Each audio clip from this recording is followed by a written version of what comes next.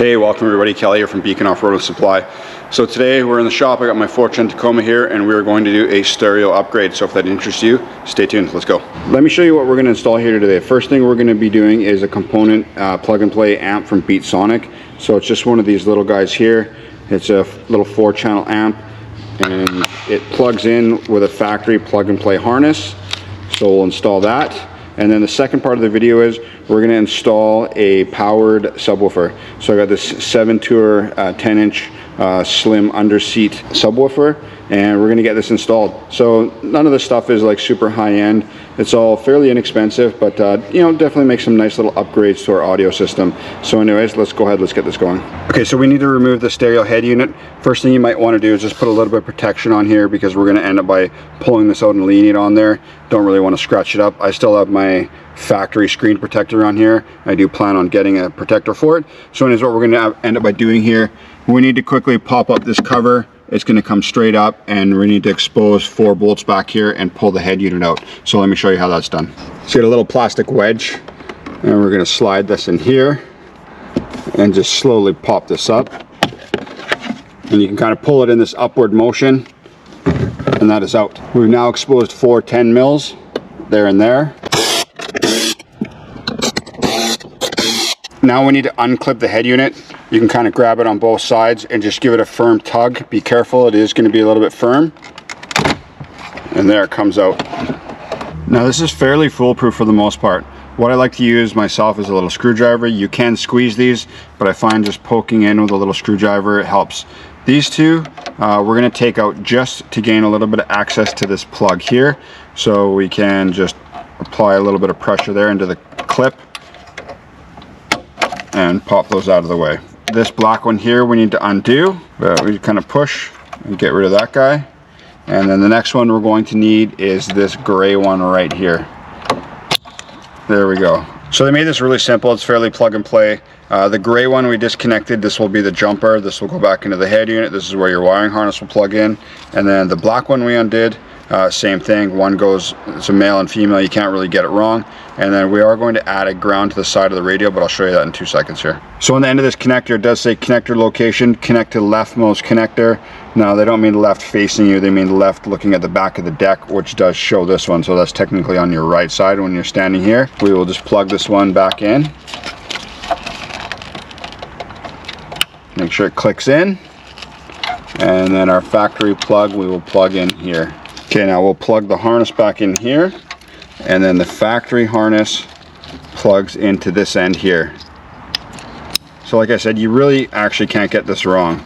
So then we will take these, and they're color coded. Black one goes back in there, brown one goes back in there. But first thing what we need to do is take this ground wire right here, and then we just need to secure it to the 8mm or Phillips bolt right there, so it has a ground. I've gone ahead and plugged in the harness end right here, and then on the other end it has the RCAs and the gain controls.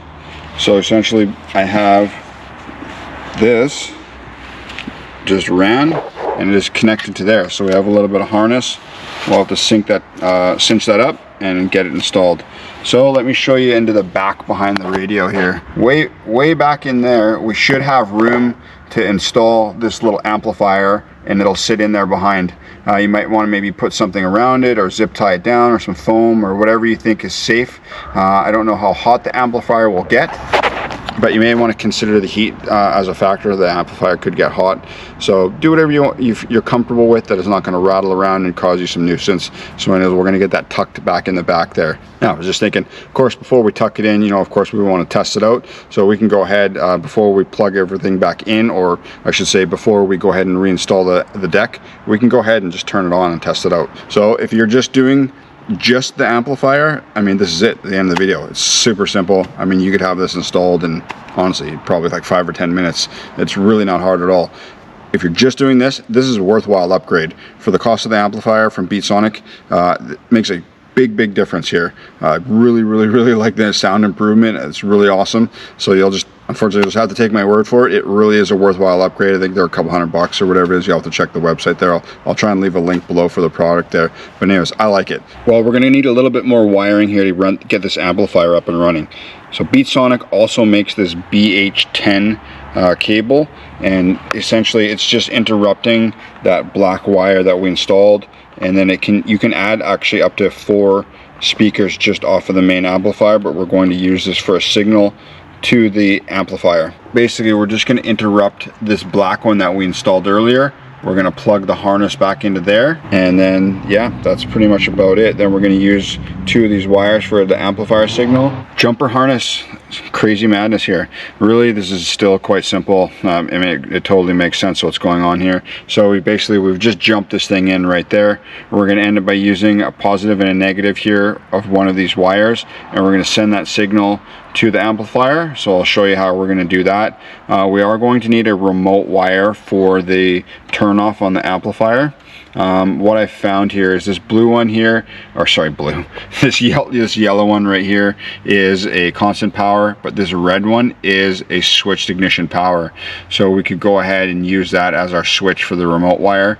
So we will have to jump onto here, and we could run those wires together. We're going to end up by going along the dash and out the vehicle and out to the back, and I'll show you where we're going to install my amplifier. Now I've gone ahead and selected a spot for the amplifier. You can run these underneath the seat. As you can see, it's hiding in back there. There's definitely enough room for it. And right here, and you can see it sitting in nicely underneath there. So that will totally work. Sorry, I've chosen not to do that there. I think I'm going to actually run it right underneath here. Right in this spot, right there. You can see there's a little bit of an air gap almost. I kind of like the spot, I'll be honest with you. So it'll be sort of evened out right there. Seems to fit pretty good. First things first, we're going to end up by needing to get the 3 wires from here. We're going to need 2 signal wires, and we're going to need the remote wire. So what I've done here, I got sort of this mess of wire here, but I have myself 3 wires that I'm going to run, 2 for the speaker and 1 for the remote. I'm going to end up by passing it up through there, running it along here and underneath the panel. So we could probably go ahead and just pop this up. Let's see, I've never done this before. I'm trying to do it one-handed. So that's pretty simple. Perfect spot to run the wire along. We're gonna have to get this kick panel out. These usually all come out about the same way. Maybe, let's see here. There's a sort of a nut up here. A little plastic nut right up in here. And this should, yes, that should just come out there like that, no problem. So we should be able to sneak along the carpet and get underneath here. Oh, there's a ton of space right underneath here, so no problem. So basically we're going to end up by just trying to sneak the wire up through here and up into the radio cavity. So I'm going to go ahead and try and get that passed through there right now. What I've gone ahead and done is loosened this one right here. Basically it has these little clips. You just kind of push them with your thumb. There's 4 of them along there, and then that lowers down, and then we can easily access basically up to the behind the radio, I think, for the most part, and then run our wire along. I think the best course is here. I got one of these big giant zip ties, and we're going to go ahead and just pass it down right down here. So we'll go ahead and we'll just fish that through. I'll just tape that to the zip tie and just pull the wire through. Yeah, so there we go. So I used my big giant zip tie, and then I just pulled the wires up. There they are, hanging down there. And we'll just pull ourselves up just a little bit of extra, enough that we can work with it here. Okay, so we have these wires up here. We got to get them connected. So these already have these round style male female connectors. So what we'll do is we're going to end up by using these as basically a positive and negative, or red and black. I mean, you could use speaker wire for this, but I have this 16 gauge wiring here. So we'll grab some automatic strippers here, and we're just going to pop the ends off. Now I guess if we wanted to be sure, I believe we can use any 2 wires. That doesn't really matter the color, but we want to make sure we get the negative and the positive right. These are striped, so there's the black one should be the negative, and that one is a male connector. so we will use a female connector for it, and then same thing, that one will be a female, and then we'll use a male, so we will get those on there. So this one, like I say, this one should be the negative, so we'll take the black one, crimp that on, and I'm gonna go ahead, I'm just gonna select green, push that on, and we'll take that, wiggle that in there, and push that on. So those are connected. Now we got to get the remote wire. So we're going to end up by using the yellow for the remote wire. And like I told you, I had tested this earlier and I had found that this yellow wire on the jumper harness was, or sorry, I'm misspeaking here. This red wire is an ignition switched power. So we're going to go ahead and use a Scotch lock. I'm not a super fan of these, but we're not really clipping on to anything super important. It's not a factory harness, so we're going to go ahead and we're going to install this Scotch lock here. So with these, one of them is blocked, so that doesn't go through, it stops, and then this is the one that goes through. So we're going to go ahead and make sure that's running straight in there. Okay, we're going to crimp this Scotch lock on there, make sure that's pressed in, make sure this is lined up. What I usually like to do is I just grab a pair of pliers and sink this guy in there, give him a good squeeze, make sure he's closed, and then we go ahead and latch this over, and that's done. So essentially we have our two line outs for the input for the amplifier, and we have our remote switch on and off. Usually your remote wire is blue, but we know what this is. So we can go ahead and tidy this up, and I can go ahead and put the head unit on.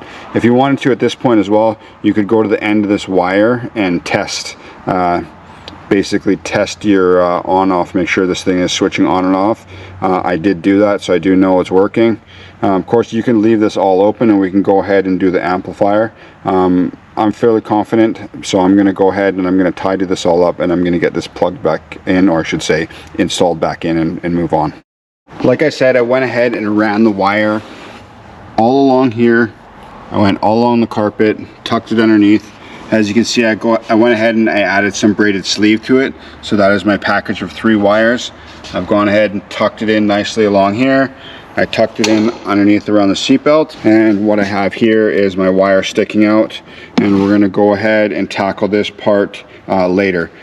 Basically at this point I'm going to probably call it a night. It's pretty late, so we're going to get into this tomorrow. Of course you won't know that. We'll just quickly edit over. So I'm going to go ahead, I've already put this all back together to here, and we'll go ahead and we'll pick this up tomorrow. Okay, welcome back guys, it's day 2. Let's just get this rolling here. So anyways, yesterday I forgot to do one thing. I am going to have to install this bass control knob here, and what I've decided to quickly do here, right by the passenger, right by the driver's foot here, I'm going to just put this right here, and then I'm going to run the wire through here, and I'll run it to the other side. What I've done is I just cut some 2-way tape, and I'm just going to tape it right there. It's sort of out of the way of everything, and I should be able to get the wire in there pretty easily. Well, that went really well. So like I said, I put some 2-way tape on the knob, I installed it here, I ran the wire just up under here, tucked it under here, and you wouldn't believe it, but right above the gas pedal there's a chamber that basically goes right over to the passenger side, so I can basically just push the wire right through and run it through there. So that was pretty handy. Then just like we did with the other wires that we ran up into the dash, basically there's that other side right there. The wire is a little bit short, so I just pulled the carpet up, it just lifts up, and I ran it diagonally across, and then with the other wire that we got, tucked it in along there just like the other one. And now we have our wires that are going to go to the amplifier speaker. So nice, let's work on taking this apart, and then we'll get the power and ground set up, and then we can get this thing going. Now this thing actually doesn't look all that bad to get out. I was considering pulling it out later on anyways, maybe do some sound deadening or who knows what. But anyways, we got to pull the 2 trims on either side. These will just pop up, and just give this a little bit of a wiggle there, and that thing is off. Then what we're going to need to do out on the other side, then we got all these clips, basically should be able to just push that in and pull these out. So do that all the way along, and we'll get these we'll get this thing out. Clips are all out, and then we got to pull this trimming here. It looks as though this is maybe possibly into 3 pieces. See if I can one hand this off. There we go, that thing just popped off. I'll have to go around to the other side here, and Let's give this guy a wiggle here. Okay, so I pulled this thing out in one piece. Looks like it has some clips basically along there. Those might be on the other side, stuck in the vehicle. And then it has alignment sort of pins, I guess you want to call it, or tabs on both sides. So that's what that looks like. And then we're left with the tub, I guess you want to call it. We got to get this clip here. That one I just have to pull up. And that's it. Well, there was these clips at the back. They go along, there's probably about 8 of them, but I actually don't even think you need to remove them, because essentially I just want to pop this up. So I was able to just lift it up and expose some wiring or whatever's there. So I think I can do everything I need to do, because essentially I just want to mount this. I want to just put some little nut and bolts. I mean, you could just screw down to it, but I didn't know what was under there and I wanted to be safe.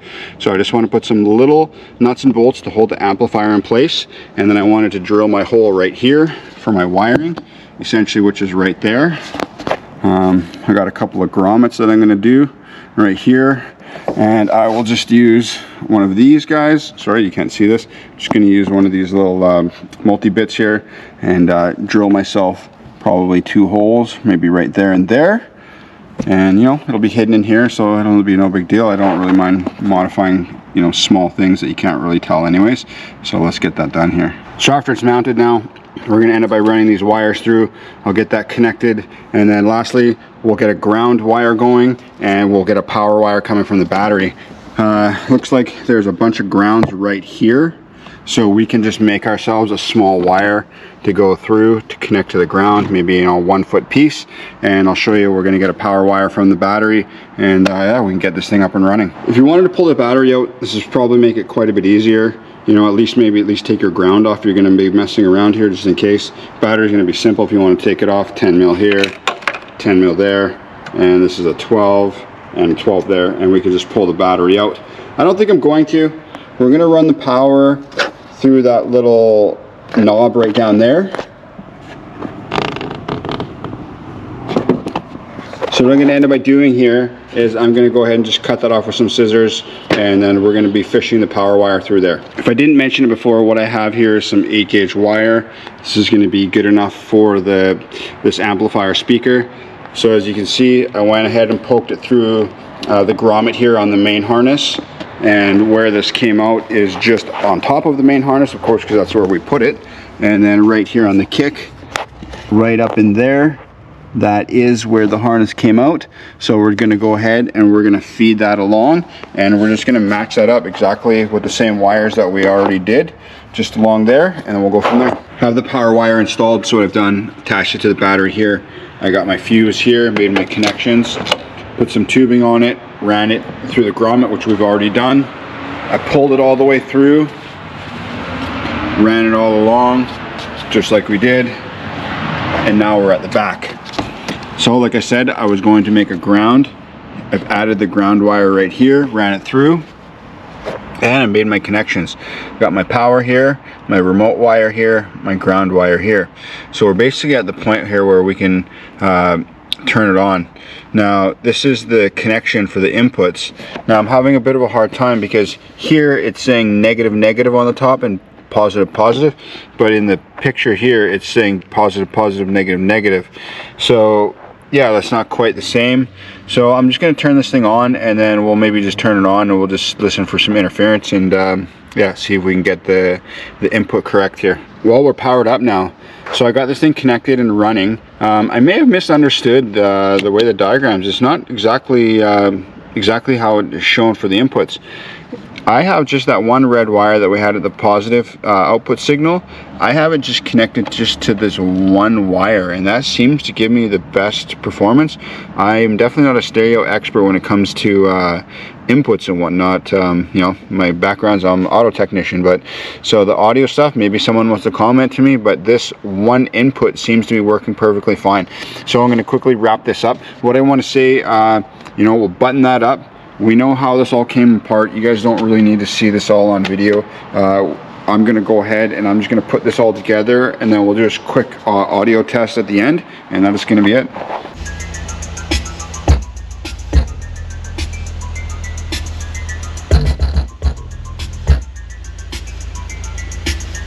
Well, another late night. It's all wrapped up.